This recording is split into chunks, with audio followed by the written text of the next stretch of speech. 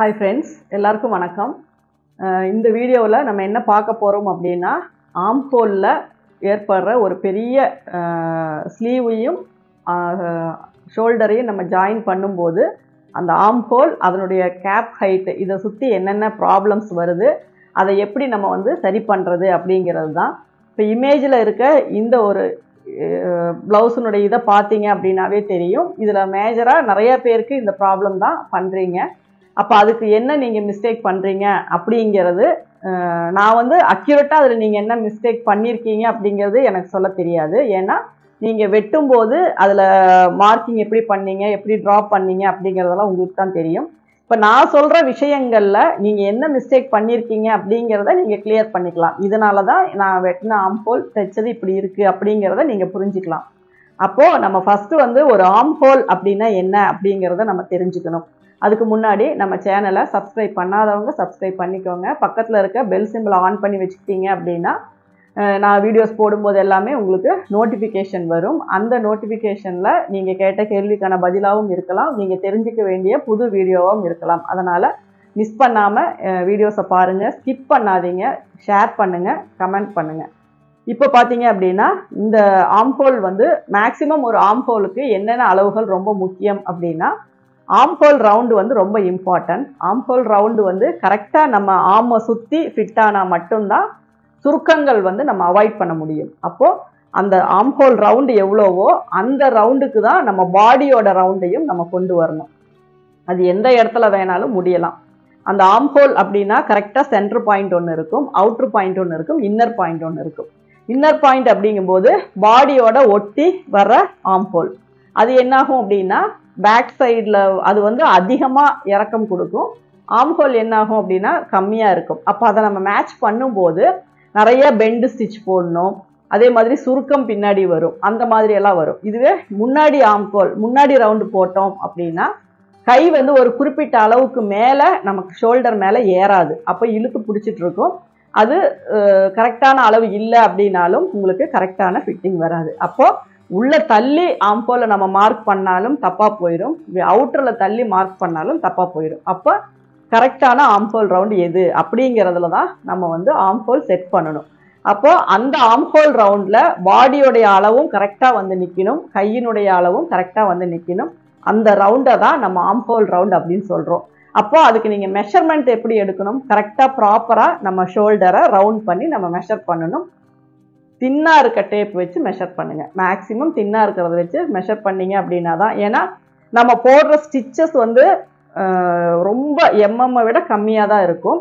அதுக்காக விடுற அலவன்ஸ் பார்த்தீங்க, சீம் அலவன்ஸ் பார்த்தீங்கன்னா ஒரு 1/2 இன்ச்சு தான் இருக்கும், அவ்வளோதான். அதுவுமே ஃபோல்டிங் டைப்பில் தான் இருக்கும்.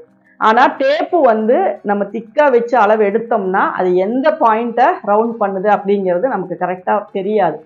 அப்போது நமக்கு தேவை தின்னான ஒரு டேப் வச்சு நம்ம ஆர்ம் ஹோல் ரவுண்டு மெஷர் பண்ணணும். அப்படின்னா என்ன அளவு வருதோ, இப்போ ஒரு 15 இன்ச்சு வருது, இல்லை ஒரு 18 இன்ச்சு வருது அப்படின்னா அதை 1/2 பண்ணி தான் நம்ம மார்க் பண்ணி ஸ்லீவ் கட் பண்ணணும். இல்லை நான் 1 இன்ச்சு ஆட் பண்ணி கட் பண்ணேன், அதுக்கப்புறம் 1 இன்ச்சு மைனஸ் பண்ணி அதை இது பண்ணேன் அப்படிங்கிற அந்த மெத்தட் எல்லாமே இருக்குது, நிறைய விஷயங்கள் இருக்குது. அது நமக்கு இப்போ புதுசாக பிகினர்ஸாக இருக்கவங்களுக்கு அது எதனால் அப்படி பண்ணணும், ஏன் அப்படி பண்ணணும் அப்படிங்கிற அந்த கன்ஃபியூஷனில் போயிட்டீங்க அப்படின்னா ரொம்ப அதிகமாக மெஷர்மெண்ட்ஸை கால்குலேட் பண்ணுற மாதிரி இருக்கும். அதனால் அதை அவாய்ட் பண்ணுங்கள். உங்களுடைய ஆர்ம் ஹோல் ரவுண்டு எவ்வளோ வருதோ அதில் 1/2 9 இன்ச்சு அப்படின்னா உங்களுக்கு ஆர்ம் ஹோல் ரவுண்டு 18 இன்ச்சு அப்படின்னு அர்த்தம். 7.5 இன்ச்சு அப்படின்னா உங்கள் ஆர்ம் ஹோல் ரவுண்டு 15 இன்ச்சு அப்படிங்கிறது அர்த்தம்.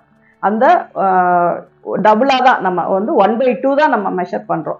அப்போ அந்த 1/2 வச்சு நம்ம ஒரு ஆர்ம் ஹோல் ரவுண்டு வரையலாம்.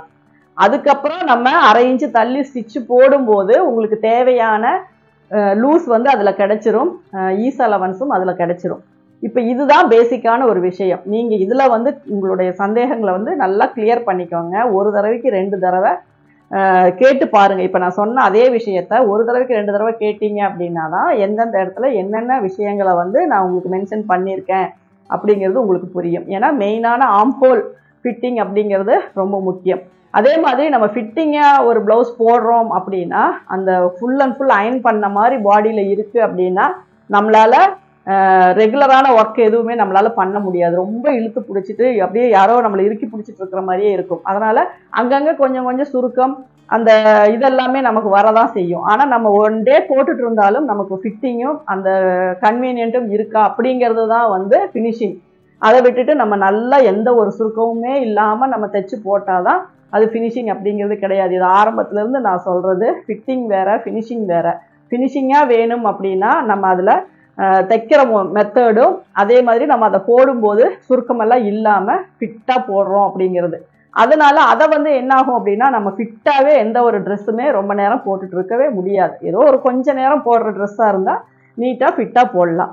மற்றபடி நம்ம ரெகுலராக நம்ம போடுறோம் அப்படின்னா அதுக்கான ஒரு சில சுருக்கங்கள் இதெல்லாம் வரதான் செய்யும். நமக்கு கன்வீனியண்ட்டாக இருக்கா அப்படிங்கிறது தான் முக்கியம். அப்போது இப்போ நம்ம இந்த இமேஜில் பார்க்குற ஆம்ஹோல் ஷோல்டர் எல்லாம் பார்த்தீங்கன்னா சுருக்கம், அதாவது நெக்கு வரைக்குமே ஃபினிஷிங்காக தெரியுது. அதுக்கப்புறம் பார்த்தீங்கன்னா ஆம்ஹோல் கரெக்டான இடத்துல உட்காரல, ஃப்ரண்ட்டில் இழுத்துட்டு வருது, நல்லா சுருக்கம் வந்து நிறைய பல்ஜியாக தெரியுது. இதுதான் இந்த ஆம்ஹோலில் இருக்க பிரச்சனை. அப்போ இதில் ஃபஸ்ட்டு வந்து அவங்க வச்ச மெஷர்மெண்ட் வந்து கரெக்டு கிடையாது. அதாவது ஷோல்டர்னுடைய அளவு கரெக்டாக வைக்கல, அதுக்கப்புறம் ஆம்ஹோலுடைய உயரமும் கரெக்டாக வைக்கல, அந்த கேப்பினுடைய ஹைட்டும் கரெக்டாக வைக்கல. இப்போது ஒன்றுக்கு ஒன்று சார்ந்து வந்த விஷயங்கள் தான். ஷோல்டர் அளவு கரெக்டாக வச்சுருந்தோம் அப்படின்னா நம்ம ஆம்ஹோல் உயரமும் நம்ம கரெக்டாக தான் வச்சுருப்போம்.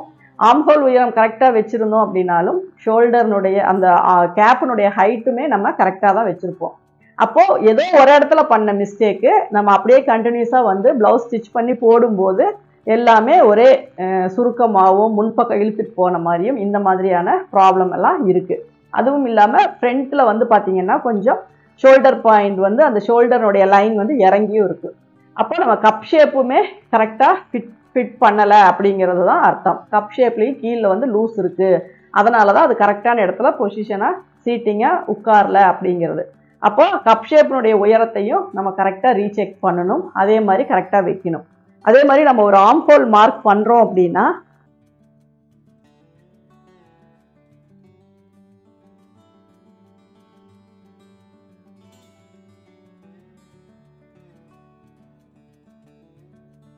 இப்போ இதுனா ஒரு ஸ்லீவனுடைய லென்த் அப்படின்னா நமக்கு வந்து பாடி அளவு ஒரு 40 இன்ச்சஸ் வருது அப்படின்னா இதை நம்ம 10ஆக பிரித்தோம்னா டோட்டலாக இங்கேருந்து இங்கே வந்து ஒரு 4 இன்ச்சு நமக்கு கேப் ஹைட் வரும். அப்போ இந்த 4 இன்ச்சில் வந்து நம்ம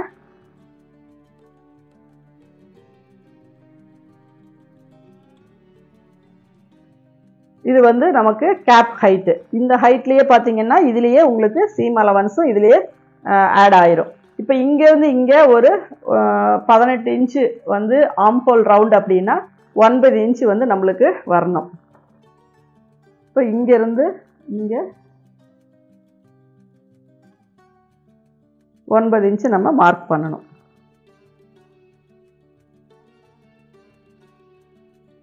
இப்போ இந்த அளவு நமக்கு கரெக்டாக வரணும், அதே மாதிரி இந்த உயரமும் நமக்கு கரெக்டாக வரணும்.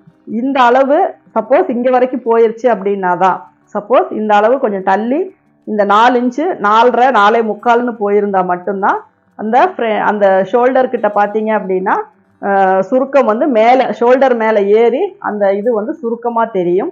இன்னொரு விஷயம் என்ன அப்படின்னா இந்த இதை அதிகமாக வைக்கும்போது நமக்கு ஷோல்டர் மேலே ஏறிட்டு தான் போகும். ஏன்னா இவ்வளோ கிளாத்துமே நமக்கு மேலே ஏற்றி விடும், ஒரு லிமிட்டில் நிற்காது. அதனால் கரெக்டான அளவு நம்ம வச்சோம் அப்படின்னா அந்த இடத்துல கரெக்டாக இந்த லூஸ் கொடுத்தோம் அப்படின்னா சீட்டிங் ஆகும். இந்த அளவு நீங்கள் அதிகமாக கொடுத்துட்டீங்க அப்படின்னா நல்லா ஷோல்டர் மேலே ஏறி வரும், இதுவுமே பார்த்தீங்கன்னா இங்கே வந்துடும். அப்போது உங்களுக்கு வந்து கரெக்டாக ஆம்ஹோல் சீட்டிங் ஆகிற இடம் இங்கே, ஆனால் இப்போ சீட்டிங் ஆகிருக்கிற இடம் இங்கே. அப்போது இவ்வளோ கிளாத்தும் மேலே வந்து இங்கே இருக்க இந்த 1 இன்ச்சு வந்து என்ன ஆகும்னா இங்கே சுருக்கமாக ஃபோல்ட் ஆகி அப்படி தான் இருக்கும். இப்போ இது ஒரு விஷயம். அதே மாதிரி இப்போ இதில் வந்து நம்ம ஆம் ரவுண்டு வரைகிறோம். கீழே 1.5 இன்ச்சு வந்து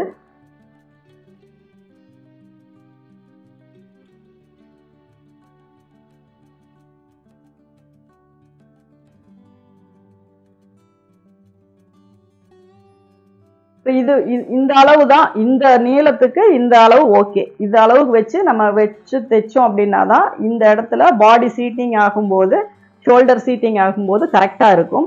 இது வரைக்கும் வந்துச்சுன்னா இங்கே இருக்க கிளாத்து இங்கே மேலே ஏறிக்கும், அது ஒரு விஷயம். இந்த ஆம்ஹோல் டீப்பு பார்த்தீங்கன்னா கரெக்டாக இந்த ஷேப்பில் கொண்டு வந்து நீங்கள் வெட்டணும்.